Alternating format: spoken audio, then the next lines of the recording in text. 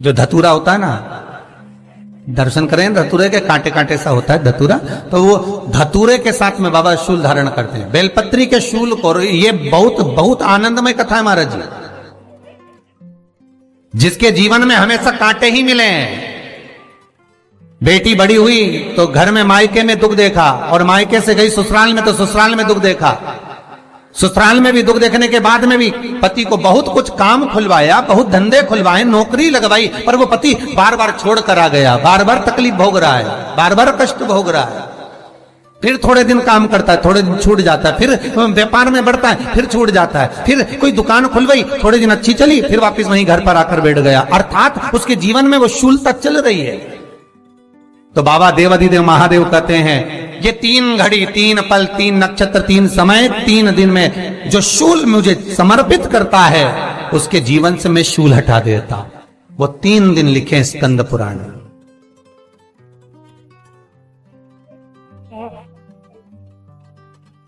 महाराज बैसाख महीने में जो प्रदोष आती है, बैसाख के महीने में बहुत ध्यान से सुनना भाई, जो अपनी जिंदगी से बहुत तंग आ गए हो, परेशान हो गए हो, कष्टमय जीवन जी रहे हो, बहुत दुखी हो गए हो, उनके लिए ये स्कंद पुराण का चरित्र फिर मिले ना मिले, आप प्रेम से सुन लो। आओ, पहला बैसाख महीने की प्रदोष, चाहे वो शनिचरी प्रदोष हो, चाहे रविवार की हो, सोमवार की हो, मंगल की हो, बुधवार की हो, गुरुवार की हो, शुक्रवार की हो, शनिवार की हो, कोई भी वार की हो, पर बैसाख महीने की प्रदोष, प्रदोष काल में शाम का समय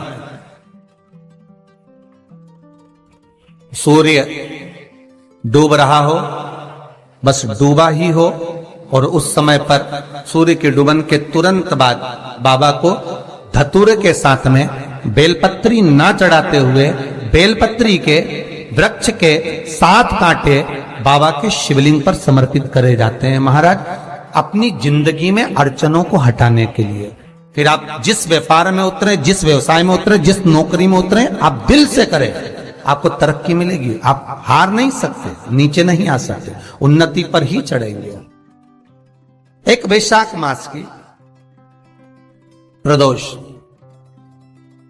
दूसरा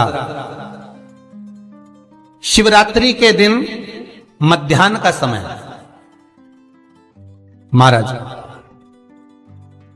जो बड़ी शिवरात्रि होती है माघ की, बड़ी शिवरात्रि के अंतर्गत मध्याह्न का समय, दोपहर के ठीक 12 बजे, चाहे फिर वो कोई भी दिन हो महाराज, शिवरात्रि जिस दिन पड़ रही हो,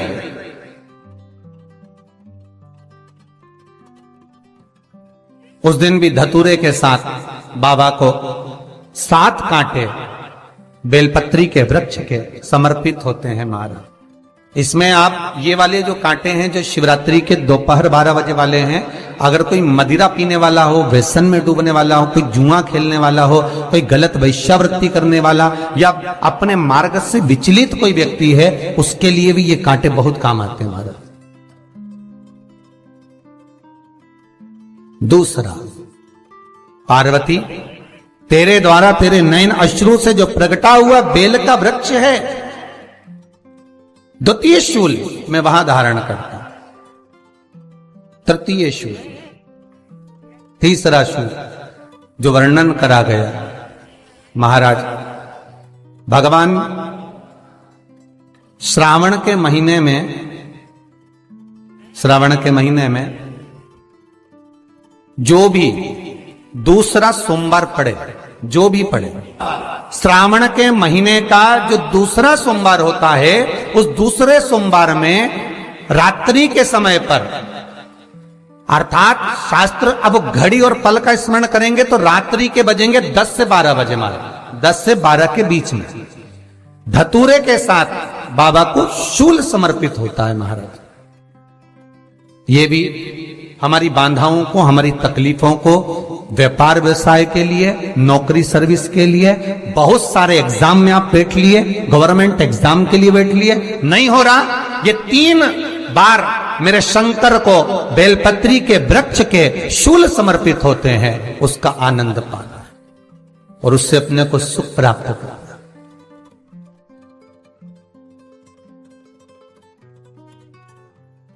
कि बाबा भोलेनाथ जी के नयन अश्रु से जो प्रकट हुआ वो रुद्राक्ष का पौधा है, माता पार्वती के नयन अश्रु से जो प्रकट हुआ वो बेलपत्री का पौधा है, और उमा और महेश, जिस महेश के वंशज हैं महेश्वरी, जिनकी 12 खाम प्रगटी है भगवान महेश के द्वारा,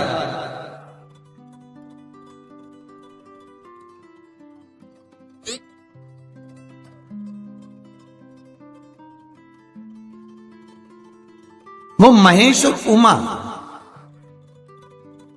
और महेश का जो चरित्र है कि उमा और महेश का जब प्रागट्य हुआ, उमा और महेश जब दोनों आनंद में विभोर होकर जब चलते हैं और दोनों के बैठने से तप मुद्रा से जो पौधा उत्पन्न होता है वो शमी का पौधा है।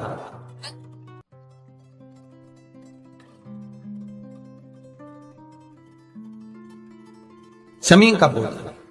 तो एक बात ध्यान रखिए, शिव जी के द्वारा जो निर्मित हुआ उसमें कोई शूल नहीं है, उसमें कोई कांटे नहीं है। पार्वती के द्वारा जो निर्मित हुआ बेलपत्री का पौधा, उसमें कांटे हैं। और पार्वती के मिलन से भी जो उत्पन्न हुआ है शंकर के साथ में, उसमें भी कांटे हैं।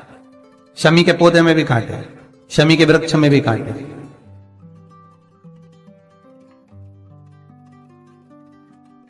तो पार्वती जी स्कंद पुराण में एक प्रश्न कर रही हैं भोलेनाथ जी से कि प्रभु मुझे ये बताओ कि आपके द्वारा जो निर्मित हुआ उसमें शूलता नहीं है,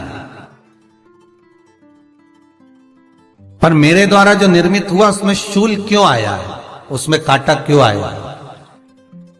थोड़ा सा माताओं, मेरी जीजियों, आपको थोड़ा बुरा तो लगेगा इस प्रसंग को सुनकर, पर लग जाए, पर आज कथा निकली है तो सुन लो है कि शिवजी जिस रुद्राक्ष को उत्पन्न कर रहे हैं उसमें शूलता नहीं है, पर पार्वती जी जो संग में मिली हैं उसमें भी शूलता है, और पार्वती के द्वारा जो प्रकट हुआ बेलपत्र उसमें भी शूलता है। तो भगवान महादेव बोलते हैं, पार्वती मैं तुझे कुछ कहूं और कहने पर तुझे तेरे हृदय में कोई बात चुभे, शूल लगे तो मुझे ठीक नहीं लगेगा। नहीं नहीं नहीं, आप कहिए प्रभु, मैं सुनने के लिए तैयार हूं, आप तो बोलो कि कारण क्या है। भगवान कहते हैं, पार्वती बस अंतर इतना है, नारी का जो स्वभाव होता है, स्त्री का जो स्वभाव होता है, उसके हृदय में छोटी छोटी बात के शूल बहुत होते हैं।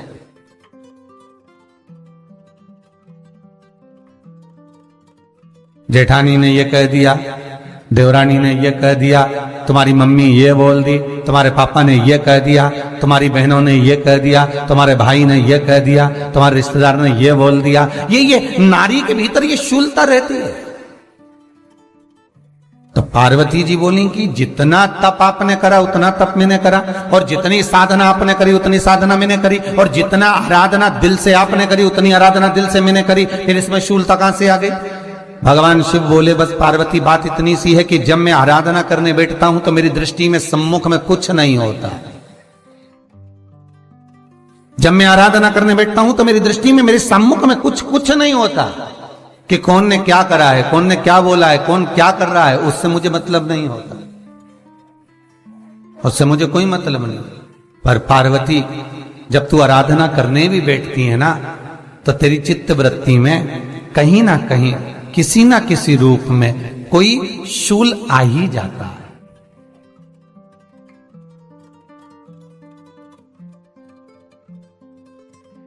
कई माताओं की आदत देखी साहब, भगवान की सेवा करने बैठी है तो भी भीतर थोड़ा सा शूलता भरी हुई है। महाराज बताओ, इतने सारे भगवान इकट्ठे कर लिए, मैंने बोला था बहू से कि वहां रख लेती है, बताओ इतने सारे यहां पर लाकर रख दिए हैं, अब इसकी सेवा करना पड़ रही है, अब ये करना पड़ रहा है।